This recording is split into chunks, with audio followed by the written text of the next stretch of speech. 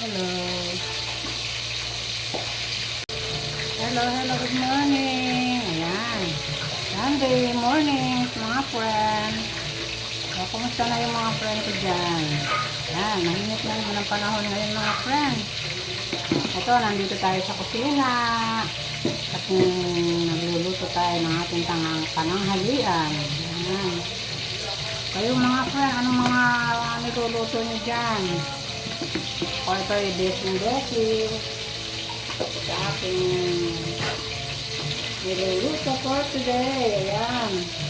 Dalawang pa tayo yung ating niluluto mga friend. Ito, first time tayo magluluto ng ganitong ulam. Yan. Ito yung mga friend. Ito, Ayan. Ito ay Mickey. Ayan. Pansit na Mickey. Ayan. So, first time tayo magluluto ngayon ng ganito. Ayan, lagyan natin siya ng gulay. Para magkaroon siya ng gulay, mga friend. Ayan. Matagal na rin ako hindi nakapagluto nito. Kaya, magluluto tayo ngayon. Ito yung ating pork meat. Yan, meron na itong nilagyan ko na ito yung mga sangkap. Kaya ganyan siya.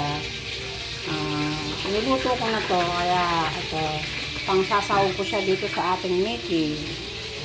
At syempre, lagyan natin siya ng nagprito ako ng tilapia. Ayan, para may paterno. At ito yung bangos. Ito, paborito ng mga anak ko. Lalagyan natin siya ng boneless na bangos. Yan, dala nila kahapon. Kaya ito, piprito ko siya ngayon.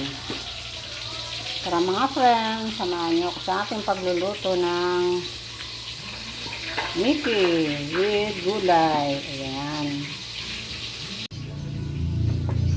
Yan mga friend. Itong aking ampalaya. Ayan. Yun, nag-iisa yung ampalaya ko dito. Mga friend, pero tingnan mo naman ang bunga niya mga friend. Namumutak-tak yung kanyang bunga. Ayan. Yan, lalaki ng mga bunga niya. Ayan. Sinupot natin kasi tinutusok siya ng mga insekto. Ayan. Isang puno lang to mga friend. Kaya ito. Isang puno lang itong palayan na to. Yan, dami pa niyang mga bunga. Ayan pa. Saka yung pandung sa may dulo. Ayan. Kasalukuyan siya namumunga. Yan. Marami na rin ako nakuha dito sa ampalaya na to. Yan. Ang dami niyang bunga ngayon. Ayan pa Ayan pa yung bunga niya Ayan Marami na ako nakuha dito mga friend. Marami na akong nailuto. Yan. Yan, isang puno lang siya pero ang dami niyang bunga.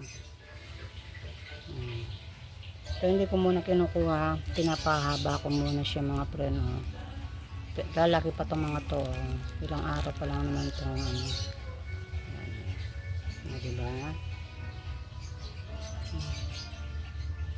Isang puno lang ito. Ayan, nandito pa sa may gilid ng aking kubo. Yan. Yan, ito yung kubo namin.